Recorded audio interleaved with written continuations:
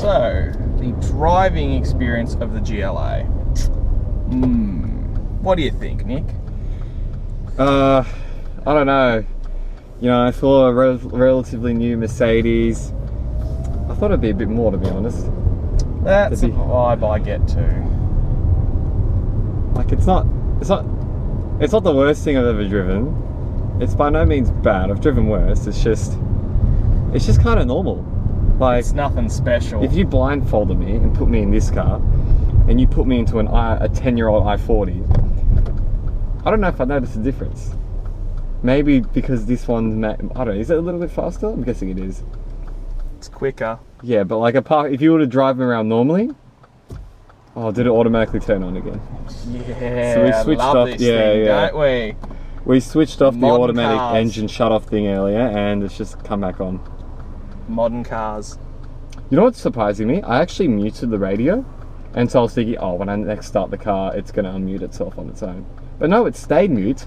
However, when you turn the engine sort of, you know, off-on thing, when you disable that so that the engine stays running, and you then turn the car off and then turn it back on, it turns on that stupid thing again.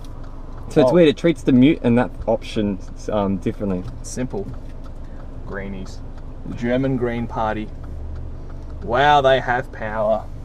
The engine is powerful. The M270 motor pulls well, but this gearbox, this is a 7-speed dual clutch, and it wants to stay in D, not manual. D. Oh yeah, that's another thing. Every time you come to a stop, even if you've pressed the paddle shift and told the car that you want to manually change the gears, every time you come to a stop at a stop sign or a traffic light, it automatically turns that sport mode off and puts you into just normal drive where the car shifts on its own. So really the only time you can really do it, unless you want to constantly be turning the car back into its, I guess it's sport mode, I guess. The only time you can really use it and then not be, I don't know, not have it sort of undo itself on you and turn that mode off is if you're in the mountains. And you're continuously driving it. Yeah, but I feel, yeah. It's got. I put it into 4th. It then decided 6th in D. Oh. I tell you what gear you're in. Yeah. Shut your bloody mouth. It loves to short shift. It absolutely loves to short shift. 50 k's an hour goes into 4th, 60 k's an hour into 5th. So that when you actually come to a hill, you've got to wait 2-3 seconds for the car to downshift again, and then you actually get a little bit of power going up a hill. Let's be frank, even my argumentative BMW transmissions are better than this. From Mercedes, this gearbox is a joke. I hate it. But this engine needs a manual. It is crying out for a 6-speed manual box. But that's not the worst thing. The engine's relatively refined, but that's one of the more refined things of this car. The elephant in the room is the suspension. Over this road, and I've driven over this road many, many times, the suspension bounces and bottoms out. It feels like it's not even dampening the bumps. It just feels like Mercedes-Benz literally stuck something in there and said, good enough, finished, move on. And this electric steering. If you do a lane change, you have to give this thing a significant amount of steering input because it doesn't really like to accept input in small quantities. Nice. I don't have that issue with the Alpha. Not any of my cars. Even my electric steering A4 is better than this. This electric steering system, I wish they threw it away and stuck a normal hydraulic rack in it. That's what the 156 has got, right? Yeah. Very nice. The only thing I hate about the hydraulic rack is the hissing that comes with it. That's it. That's the only thing I don't like about it. But other than that, That's because your hydraulic rack's really old. Actually, that's probably it, yeah. So is that like a small little leak or? Yeah. Okay, yeah. Well, that's just, you know, but that's just 20-year-old sort of Alpha thing. So that's nothing to be sort of surprised with. Whereas on a fairly new car, this is a 2019 car. Your Alpha has every right to have a leaky steering wheel for being 20 years old. For a 2019 car, this has no right to feel the way it feels. 25,000 kilometers and it feels like it's been put together entirely out of spit and Kleenex. Yeah. You've got the light down there, which is fallen down. Yeah. You've got You've got the paint chipping, you've got countless things. You got the boot, which is starting to sound like it's creaking at 3 years old. Oh yeah, the electric motors, when the boot is opening up, they sound like they're halfway out. They sound like they're struggling. This is a 3-year-old car, and it feels like it's just... Even when closing, even when the boot closed, like it's halfway out. It's a 3-year-old car. It's like a window motor that's like half gone, where it's struggling to wind your window up. That's what the back feels like. It's a 3-year-old car. Needless to say, we've bought projects that are 5 times older than this in far worse shape that don't do that. Yeah, true. Like, in what way do I feel this is better built than, say, the Red Outlander? Or the Micra? Yeah. Or the Crash Serena. Or Serena. Oh, bloody hell, your Serena feels better than this.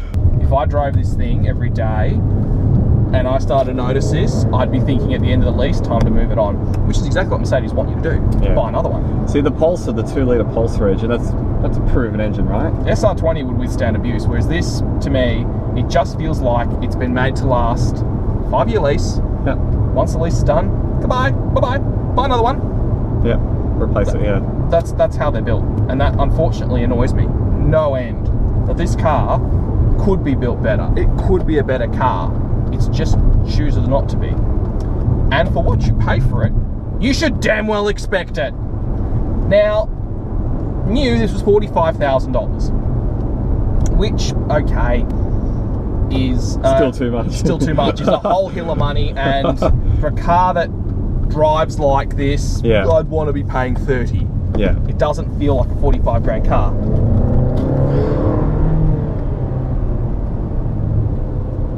But at close so to much better. But at now, I don't know how people are doing this given COVID pricing. 50. Yeah. This is $50,000. This understeering, stupid gearbox, poorly built thing is 50 grand. Yep. Okay, if this had depreciated to something like 35, I'd possibly think about it. If I wanted a Mercedes that was like in this genre of car. I know this genre is not something you and I like, but... No, I wouldn't even think about it the other. But if you're after this genre of car, which there's people who do, depreciated $35,000, I'd understand. $50,000 as it stands currently, no way, not a hope in hell I'd buy this car.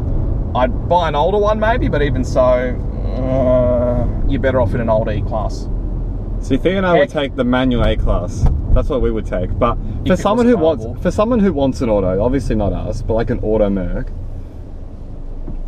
what would you get? Auto. E, yeah. For roughly, yeah. How much are they? I'd get a W212E. $50,000 gets you the best W212E class out there. 4-cylinder. Sub. Or miles better than this. Convertible too. So many cars that are better than this. It just feels. Heck, I'd spend 20 grand on a W204 C-Class before I buy this. Yeah. I would even go and buy a BMW 5 Series Bangle Butt 5 and fix it over this. It just... Everything I like about old Euros, this hasn't got. This is for somebody who is buying a badge. This is more or less a motorised Mercedes-Benz logo. Yeah. And that's about it. Yeah. There's nothing premium about the car. It's just a motorized Mercedes-Benz logo. Yeah, exactly. You could get a Japanese or Korean car that's kind of similar to this for a lot less. Having driven so many of these Japos. We've driven a second-hand Civic with about 35,000 Ks, and that's a car that's worth, what, brand new was 35? Now with 30,000 Ks, I think 30? Still 30, even though people pay them. And I don't think much of that 20, car either. Right now, this car is $20,000 more than a second-hand Civic, and they both have similar power, I guess. Similar performance. They're both just... There's nothing special about the way they drive. Like, it doesn't make you feel special. Like, the steering's just very generic on this car, as is just like that Civic as well. And like that Civic, the electric steering rack on a road like this that isn't exactly perfect is crap. And what do you think about the rear windscreen visibility? Shocking. Three quarters a joke. I mean, seriously, you need a reverse camera because you cannot see out of both of those 3/4. Yeah. Like if somebody is dancing naked on the back of that 3/4 panel, I won't have any idea. We'll have a clue, no. You could have someone sunbathing on it and you still wouldn't know. Yeah. And this steering and this ride over these bumps, it just feels shocking. Yeah. I mean, how does this even allow to come out for the money? I mean, the person who drove this is made for a product planner. Infotainment system, some buttons. Yeah. And the rest can be phoned in. Yep.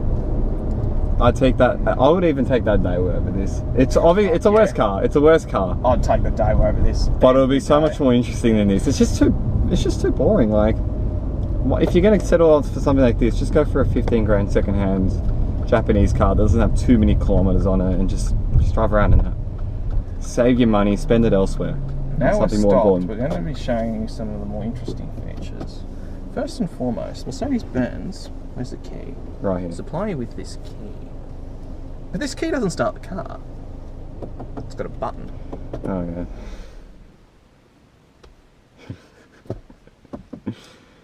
yeah. Cheapened out, didn't you? That's kind of like a personal thing though. Like, yeah, some people like it, some people hate it, like us. I hate it. Yes. Yeah, next thing. This. Oh yeah. Yeah. The strip of plastic over here that looks like it's come from the recycled Lindt chocolate packaging. Yeah. Quality build, not here. If you want quality, go buy an E. Go buy a second-hand E.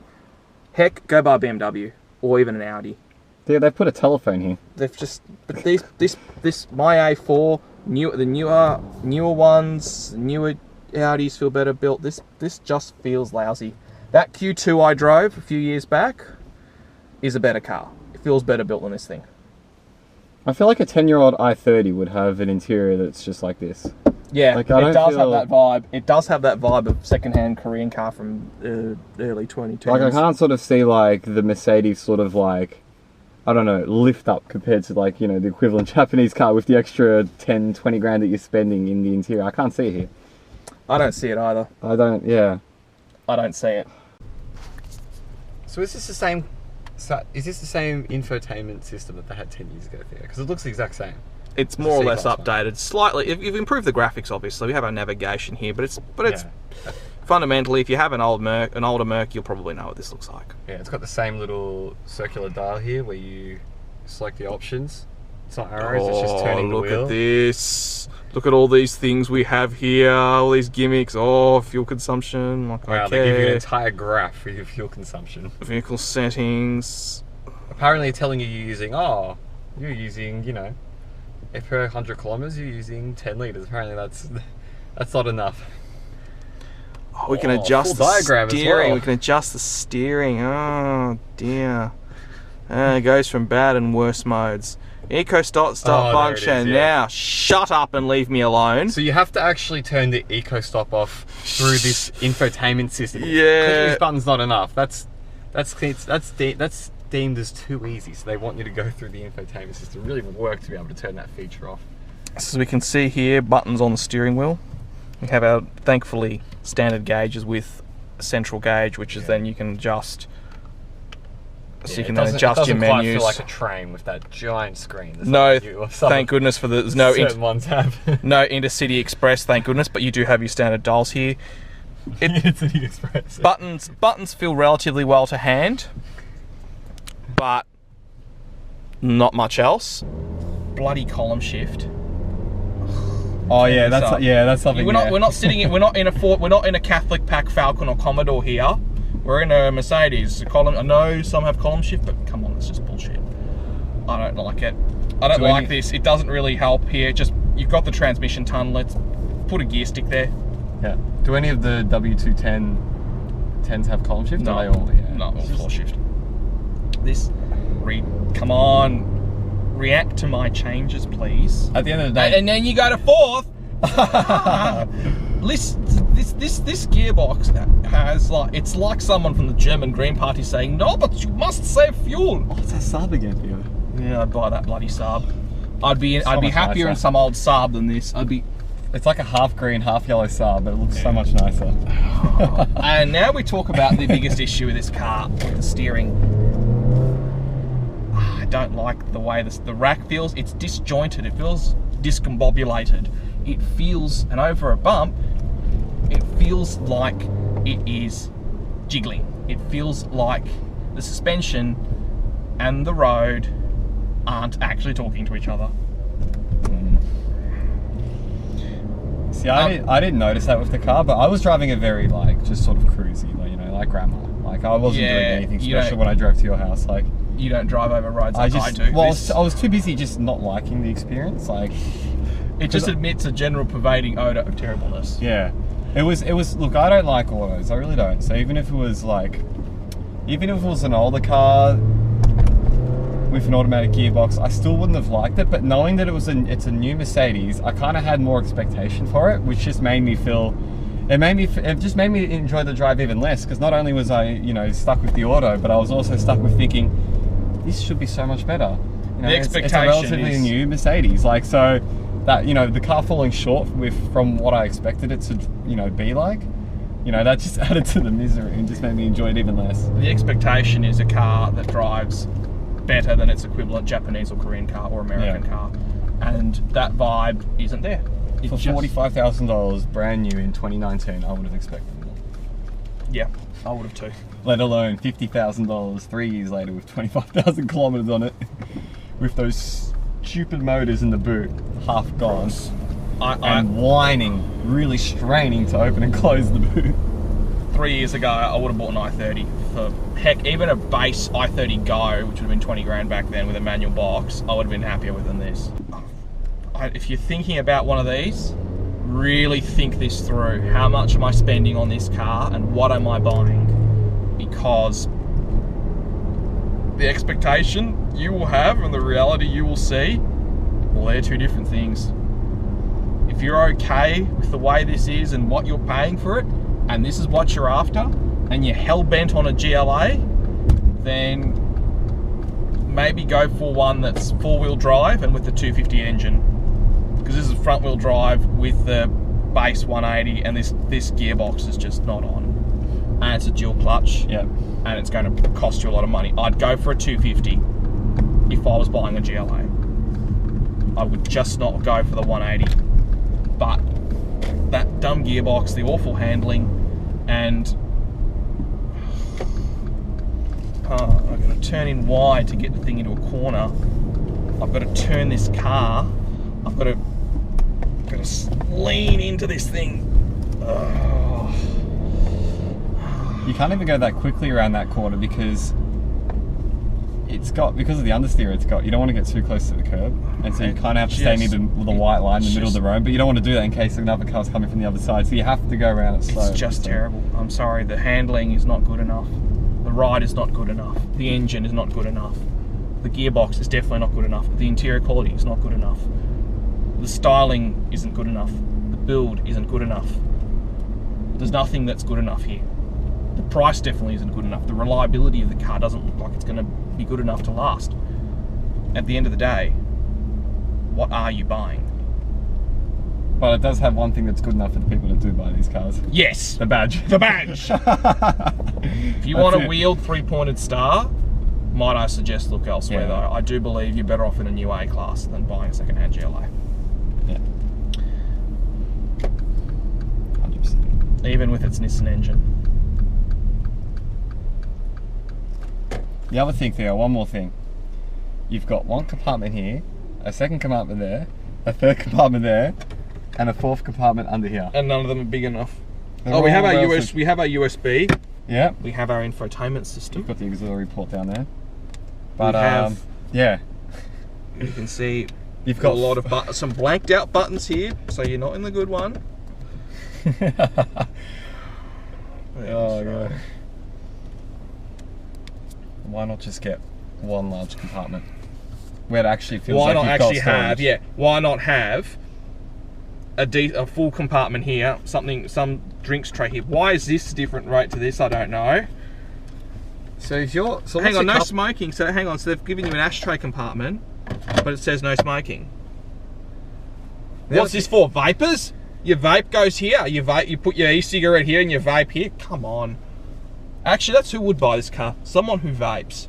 Now, So if you've got a cup of coffee, you can't really fit it. Oh, maybe you could fit it. could there. fit it there if it's some little Yeah. pissy one, but you'd have to put it here. And then it will shake around. If It'll you shake put it there, around. it would shake around, yeah. I guess So if you'd have it's- to make it work here. So if it's some pissy little espresso mug, it'll fit. Yeah. But if it's something bigger, yeah, that's and also you don't get electric seats on this thing for the money you pay. It's all manually adjustable. Much I don't mind manual adjustment. Yeah, true, yeah. For the sort of money we're paying, we would want a bit more. It just See, this is something I expect at the Micro, and I'm happy with. But in the in a $45,000, grand $50,000 Mercedes. that you spend on this car. Surely you Shaking think that's my enough, head. yeah. But at least I mean, what have they given you for the 45 grand? an infotainment system. An infotainment Oh, system. yeah, yeah. You have an infotainment system here. Yeah. This infotainment here. Yeah. You get some buttons. Thank goodness it's not digital dash. I hate those. Oh yeah, thank God for But- that. Yeah, we don't want to. Get If some I want to buttons. watch TV, I'll go in my living room. I won't. You get all this safety feature, all the airbags, 6 curtain airbags. I mean, that's not really saying much. My 20-year-old 156 has that. 6 curtain airbags, exactly. amount You'll of probably airbags. have. This hasn't got distance control. This does have distance control. It does have it. Ugh. It doesn't. It's not. It's not intrusively bad. It has a blind spot stuff. It's got cameras. It's got all you want if you just want a car on a spreadsheet. That's what it is. Tick box with badge. Don't care about how it drives. If that's all you want, This is it. this yeah. is your car. Yep. You want a car that's fun to drive? Look elsewhere. W210. 210, 156, E46, E36. Yeah. Every old Euro trash car I fix, there's a reason for it. Every time I drive this car, it just reinforces that reason. I love those cars. They're fun to drive. They're nice to look at. They're good in every conceivable way. Okay, they're not reliable, but every time I drive them, I smile.